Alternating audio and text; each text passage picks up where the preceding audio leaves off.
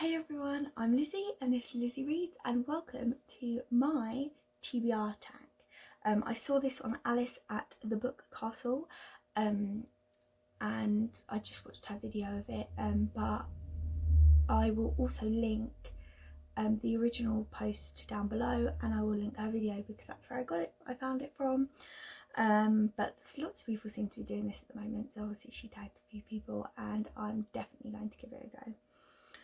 This might be not the greatest TBR tag because I actually don't have my bookshelves here with me because I am self-isolating at my boyfriend's house, so I only have the books that I brought with me, but I do have a few things to answer the questions with.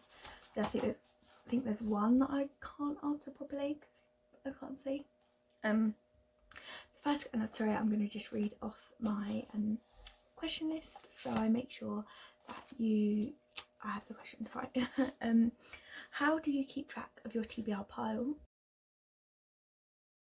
Well, if you are familiar with my older videos, I have a big bookcase and it's got sort of 3 columns of shelves, and on the left hand column I keep my red books.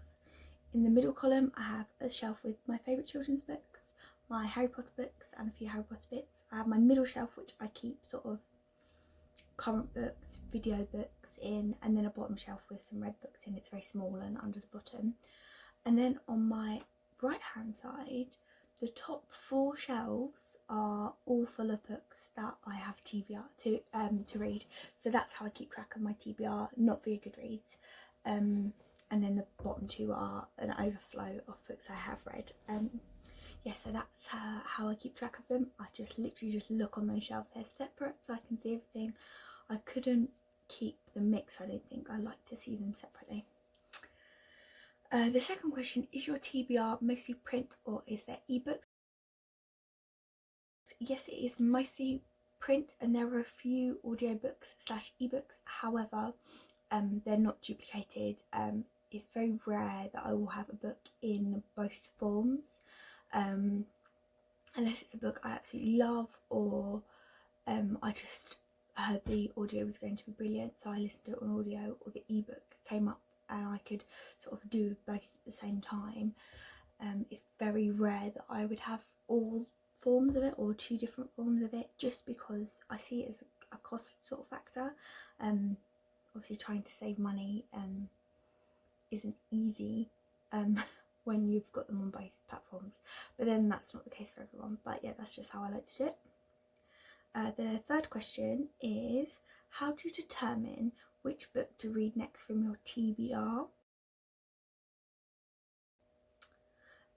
Basically, I usually have a short separate pile, so in my big square in the middle, wish I could show it to you right now, it's so annoying. I usually have like a stack of books that I want to read next.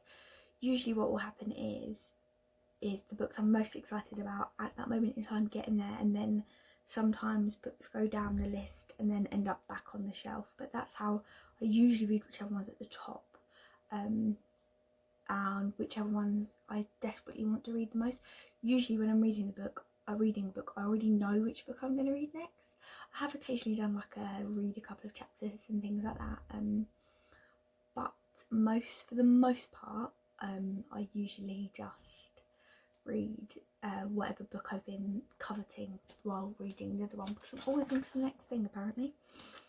A book that's been on your TBR the longest. The book that I know for definite has been on my TBR for the longest is Blueeyedboy by Joanne Harris, who wrote Chocolate. It's one of the first books I bought for myself as an adult with my pocket money. I remember going to town with a friend and going into a charity shop and buying this book. It's about a young boy, I believe, who talks on an internet chat room under the name Blueeyedboy, and I think he role plays the idea that he's going to kill his mother, and I think it's a thriller type crime-ish sort of novel. And I've had that since about 16 and I'm 23 now, so I've had it for quite a while. It wasn't the first adult book I ever had, because I used to ask for books when at Christmas and birthdays, or spend books. The first book I remember buying with my own money that I know I definitely haven't read. it's been a long time at this point. So a book recently added to your TBR.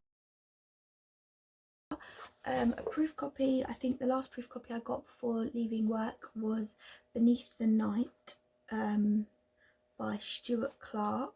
I think this is the last one. It's out in October and it's a non-fiction book about the stars. And I thought it looked really interesting, so that's why I picked that one up. Next, a book in your TBR strictly because of its beautiful cover.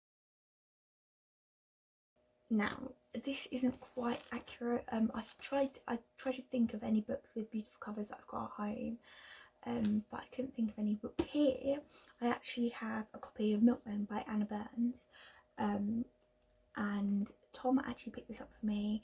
They were giving away free copies at his university, and he picked one up because he saw the Man Booker award-winning notes on it, and he thought, oh, it's a book. Lizzie will like that. So he actually picked it up for me for free, which was great. I haven't actually read it yet, but I do intend to at some point. The next question is a book on your TBR you never plan on reading. And I don't know any books I definitely don't know I'll read, but I think at this point it might be safe to say that I don't know if I'm ever going to read Blueeyedboy. I think I might have to pick it up and give it a good go when this is over, and if I DNF it because it's not my taste anymore or it's not what I want to read, then we'll have to see on that one. But it's definitely one that I don't know if I will get to. The next is an unpublished book on your TBR that you were excited to read. I actually have a copy of Us 3 by Ruth Jones here.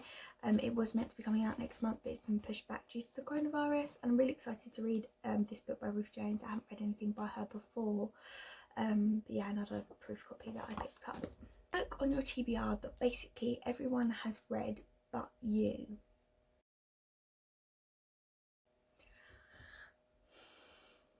I'm struggling with this one. I can't seem to think of any. I can think of books that lots of people have read or few people have recommended, but I can't seem to think of books that everyone has read, because usually those books I sort of pick up first, but I can't see my TBR, so this is one that I definitely don't know how to answer. A book on your TBR everyone recommends. I feel like everyone has read Vox by Christina Doucher.